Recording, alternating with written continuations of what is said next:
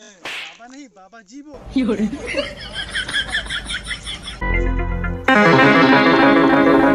बाबा बोलो बच्चा, क्या परेशानी है? प्रणाम बाबा। लाल भवन बच्चों, आयुष्मान भव बच्चों।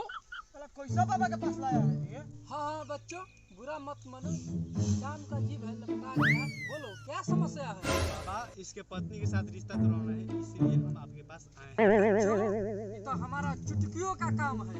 मैं कैसे मान लूं कि आपका ये चुटकियों का काम है? सबूत दिखाइए। बच्चों, तुम्हारा माथा का लकीर बता रहा है, तुम छिनर पर करते हो नो। बाबा आप तो महाज्ञानी है बाबा, आप सब कुछ जान गए बैठे बैठे। बाबा ये भी बता दीजिए हम अपने पत्नी के साथ रिश्ता कैसे तोड़वाएं? बच्चों, तुम 3 लड़की से बात करते हो, एक लड़की के घर लाओ और रिश्ता खलास करवाओ। बेटे, बेटा मौज कर दी।